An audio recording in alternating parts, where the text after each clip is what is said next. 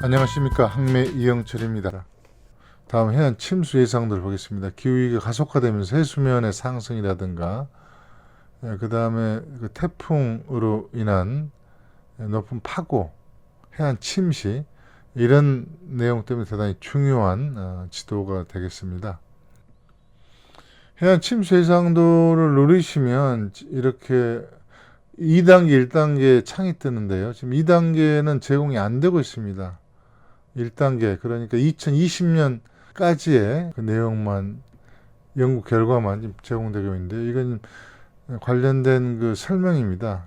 2020년 이전 정보까지 포함되어 있다. 강한 바람 발생, 비정상적 바닷물 높이 상승, 태풍 가상 시나리오 등등을 고려한 반영한 내용이다. 이런 소개입니다. 창을 닫고요. 당연히 해안 침수니까 이 바닷가 주변 지역이 지금 체크가 돼 있죠.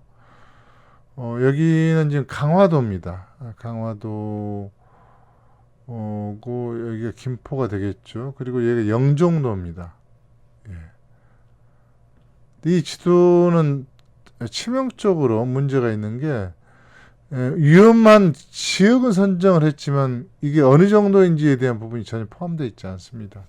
이것은 나중에 외국 사이트를 통해 다시 한번 파악하겠습니다. 어쨌든 의미가 있는 것은 기후변화로 인한 해안 침수의 피해가 어디까지 미치는가, 기본적으로 앞서 말씀드렸죠. 분명히 2020년까지 연구 결과, 이야기는 분석 시기가 더 중요한 거죠. 기후위기가 본격화되는 내용들이 덜 반영된 수치다, 이렇게 이해하시면 될 것 같습니다. 서해안에서 굉장히 많이 전체적인 발생하고 있고요. 붉은 지역 보실까요? 목포 주변이죠. 완도, 이건 고흥입니다. 해안가 전체가 다 지금 피해를 보는 겁니다. 기후변화가 심각해지면서 해안 침식, 지금 동해안은 모래사장 자체가 지금 없어지고 있지 않습니까? 그 다음에 수십 년, 수백 년 동안 마을을 이뤘던 곳 자체가 지금 침식을 점점 당하고 있는 상태입니다. 굉장히 심각한 상태이거든요. 지금 이런 내용들이 반영이 안 돼 있어요. 자, 이번에는 지금 국내 지도에서 취약했던 내용은 클라이밋 센트럴 지도, 세계적으로 좀 논란이 됐던 내용이긴 합니다만은 그 추세만 좀 보도록 하겠습니다. 클라이밋 센트럴 지도인데요. 왼쪽 보시면 지도 선택이 있습니다. 연도, 수위, 온도 쭉 있는데, 이것은 한번 연도를 눌러볼까요? 2050년에는 어떤 상황이 예상되는가, 해안이, 이런 내용이고요. 조금 전에 봤던 건 온도였었죠. 1.5도일 때, 지구 기온이 산업화 대비 1.5도 상승할 때하고 3도까지 상승했을 때 상황이 어떤가를 보여주는 겁니다. 지금 기후위기를 감안할 때는 이 지도가 좀 더 유용할 수 있겠네요. 지금 이걸 가지고 한번 보겠습니다. 언뜻 지금 먼저 흐름을 보시면요. 한반도와 지금 중국 지역을 보면 이쪽은 어떤가요? 천진이니까 어디입니까? 지역적으로. 물론 고대에는 황하가 천진 쪽으로 흐르고 상해 이쪽으로 흐르고 산동반도 밑으로 흐르고 왔다 갔다 했습니다만, 지금 기준으로 보면 황하 하류, 여기가 심각한 피해가 변동이 있다는 걸 알 수 있겠죠. 붉은 지역은 3도 상승했을 때고 푸른 지역은 1.5도 상승입니다. 1.5도만 상승해도 엄청난 피해를 당한다는 걸 알 수 있죠. 천진 입구까지 들어옵니다. 여기는 어딘가요? 요하하류죠. 자, 한 번 더 좀 볼까요? 상대적으로 피해는 미미하게 보이지만 확대해서 한번 보겠습니다. 인천 주변을 볼까요? 앞서 행안부 지도를 좀 같이 떠올려 보십시오. 이렇게 파랑 점선으로 표시가 됐잖아요. 이것은 좀 더 직관적으로 파악하기 쉽습니다. 그런데 더 광범위하게 영향을 미친다고 이렇게 좀 표시가 되어 있네요. 이건 좀 무리한 지도입니다. 해발 고도라든가, 그 다음에 각 정부에서 방어 라인을 구축한 걸 보면 이거 좀 무리가 있습니다. 무리가 있다는 걸 전제로 이렇게 좀 보시고요. 그러나 어느 지역이 기본적으로 위험 비원수에 들어가는가, 1.5도일 때 이렇게 된다는 것은 지나친 단순화 결과인데, 포인트는 1.5도가 아니라 더 기온이 상승했을 때는 결국 위험지역은 이렇게 시작된다라고 일단 보시는 걸로 의미부여를 했으면 좋겠습니다. 이거에 기초해서 국제 그린피스가 제공했던 논란했던 시뮬레이션 영상을 제작한 겁니다.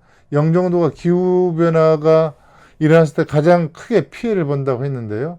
영종도는 해수면을 메꾼 지역 아닙니까? 그래서 해발 1.0m 이하 지역이 상당히 많습니다. 당연히 피해가 많겠죠. 그래서 인천 주변 지역의 피해가 가장 심각하다. 이 정도 기억하실 필요가 있고요. 그 다음에 우리나라 에너지 산업, 그리고 단일기지 세계 최대 규모의 미군 기지가 있는 평택 주변 지역, 이 지역이 지금 전부 해수면 재난 지역에 포함됩니다. 국가기관 산업이 집중되어 있는 지역이기 때문에 이 부분은 중앙정부 차원에서 대응이 당연히 필요하겠죠. 그 다음에 좀 피해가 큰 지역이 부산 일원인데, 앞서 봤던 홍수 피해 지역과 상당히 겹치는 걸 알 수가 있습니다. 실제 재난이 발생할 때는 해수면 상승, 해일, 홍수 이게 복합적으로 발생하기 때문에 이런 점을 감안해서 자기 집 주변에, 자기 지역 주변에 어떤 재난이 복합적으로 일어날 것인가 좀 판단하시면 될 것 같고요. 기왕에 국외 상황을 함께 볼 수 있기 때문에 설명을 좀 드리면요. 천진 주변 지역, 상해 주변 지역이 지금 피해가 본다 그랬죠. 만일 이 지역이 이렇게 피해를 본다면 전 세계 경제에 미치는 영향이 상당히 클 겁니다. 그리고 또 하나 보실까요? 심천, 홍콩, 광저우가 지금 피해가 심각하고요. 주목할 부분은 우리 입장에서는 쌀 농사를 대규모로 짓는 삼각주 지역입니다. 하노이니까 홍강이죠, 홍강. 하이평, 홍강이 하루 삼각주 지역이 피해를 입고요. 그 다음에 여기는 어딘가요? 메콩강 하류죠. 호치민 지역인데 대곡창지대죠. 이 지역이 피해를 본다는 것은 곡물 가격에 직접적인 타격을 준다는 의미가 되겠죠. 자, 방콕 주변 지역 역시 엄청난 피해를 당합니다. 여기는 어딘가요? 미얀마 양곤 대삼각주 지역입니다. 여기도 엄청난 피해를 보고 있고요. 여기는 이렇게 해수면 피해를 보는 반면에 이 중간 지역은 지금 사막화가 진행되고 있습니다. 가장 큰 피해 지역이라고 보여지는데요. 무슨 강인가요? 겐지스강 하류의 대삼각주 지역입니다. 방글라데시의 국가 존립에까지 영향을 미치는 그런 피해가 발생할 겁니다. 대단히 광범위하게 발생하고 있고요. 상대적으로 인더스강 하류는 좀 피해가 좀 적고요. 여기는 어딘가요? 쿠웨이트, 이라크 하류 지역이고요. 그 다음에 밀농사 지역이긴 합니다만은 나일강 삼각주 지역도 기본적으로 20% 이상 밀 생산이 감소하고 최대 40%까지 감소할 걸로 예측되고 있습니다.